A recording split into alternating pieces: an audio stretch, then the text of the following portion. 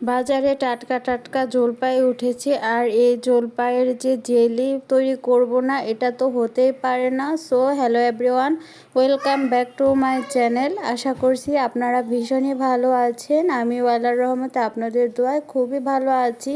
আজ আমি agar agar ছাড়া জলপাইয়ের জেলি বানিয়ে দেখাবো। আশা করছি আপনাদের কাছে খুবই ভালো লাগবে। আর এভাবে জেলি বানিয়ে 1 বছরের মতো সংরক্ষণ করে রাখতে পারবেন।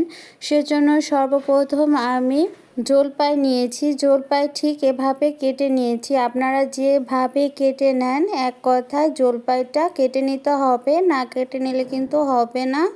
এখন চুলায় আমি একটি প্যান বসিয়ে দিয়েছি। এখানে দিয়ে দিচ্ছি পানি।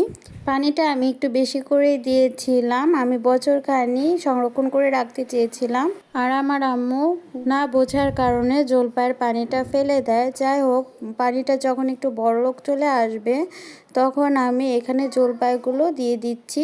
এখন এই জলপাইটাকে আমি 15 মিনিটের মতো কুক করে নিচ্ছি। আমরা সকলেই জানি জলপাইটাকে সেদ্ধ হতে বেশি সময় লাগে না, খুব তাড়াতাড়ি সেদ্ধ হয়ে যায়। এখন আমি ঢাকনাটা উঠিয়ে নিচ্ছি। দেখতে পাচ্ছেন জলপাইটা কিন্তু প্রপারলি সেদ্ধ হয়ে গিয়েছে। তারপরেও আমি আপনাদেরকে একটু দেখিয়ে দিচ্ছি।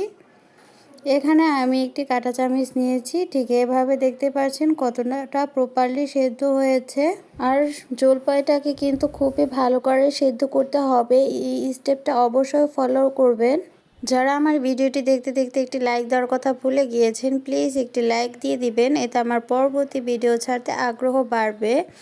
এখন আমি সবগুলো জলপাই একে একে উঠিয়ে নিচ্ছি। এই জলপাইটুকু আমি আচার বানাবো, ফেলে দেব না। এখন যে জলপাইয়ের পানিটুকু আছে এটুকু আমি ছাকনা দিয়ে ছেঁকে নিচ্ছি। এখানে কিন্তু জলপাইয়ের কোনো দরকার পড়বে না, এখানে শুধু পানিটুকু লাগবে।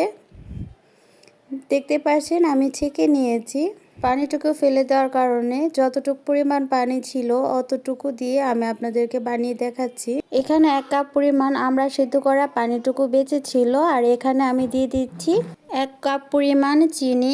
অর্থাৎ আপনারা যতটুকু পরিমাণ পানি নেবেন ঠিক ততটুকু পরিমাণ চিনিটা নিতে হবে।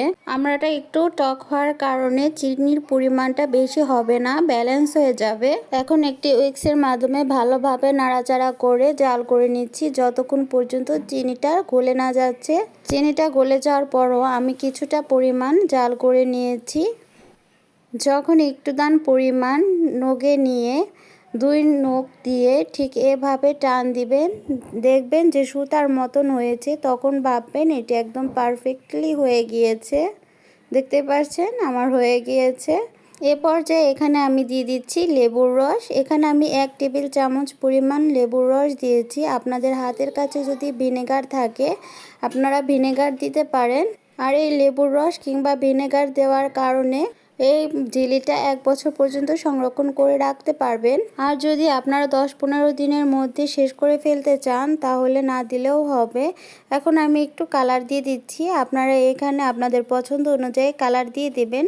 তো আমি এখানে আমার পছন্দ অনুযায়ী কালার দিচ্ছি। আপনারা এখানে অন্য কোনো কালার কিংবা কালার নাও দিতে পারেন, এতে জেলির টেস্টটা কোনোভাবেই হেরফের হবে না। আর এখানে বেশি করে কালার দিতে যাবেন না, হালকা একটু কালার দিলেই দেখবেন অনেক সুন্দর একটা কালার হয়ে গিয়েছে। এখন আমি গরম থাকা অবস্থায় সঙ্গে সঙ্গে যে পাত্রে জেলিটা সেট করব সে পাত্রে ঢেলে নেব, ঠান্ডা করা যাবে না, গরম থাকা অবস্থাতেই ঢেলে দিতে হবে। দেখতে পাচ্ছেন কত সুন্দর হয়েছে। আপনারা যদি জেলিটা 1 বছরের মতো সংরক্ষণ করতে চান তাহলে একটি কাচের জার ভালোভাবে ধুয়ে উপর করে শুকিয়ে নেবেন। তারপর একটি টিস্যু দিয়ে ভালোভাবে মুছে দেবেন। এক কথায় কোনোভাবে যেন জারে পানি না থাকে। তারপরে জেলিটা ঢেলে 1 বছর পর্যন্ত সংরক্ষণ করে রাখতে পারবেন। আমার নিত্য নতুন রেসিপি পেতে চাইলে অবশ্যই সাবস্ক্রাইব করে পাশে থাকার বেল বাটনে ক্লিক করে রাখবেন। এতে আমার ভিডিও ছাড়ার সাথে সাথে আপনাদের কাছে নোটিফিকেশন চলে যাবে। আর আপনারা নিশ্চয়ই বুঝতে পারছেন জেলিটা কতটা সুন্দর পারফেক্ট হয়েছে। আশা করছি আজকের রেসিপিটি আপনাদের কাছে খুবই উপকারে এসেছে আর খুবই ভালো লেগেছে। আর ভিডিওটি ভালো লেগে থাকলে লাইক, কমেন্ট, শেয়ার করতে ভুলবেন না। আজকের মতো এ পর্যন্তই। দেখা হবে পরবর্তী নতুন কোনো রেসিপি নিয়ে। আপনারা সবাই ভালো থাকবেন, সুস্থ থাকবেন, সবাই সবার জন্য দোয়া করবেন। আল্লাহ হাফেজ, আসসালামু আলাইকুম।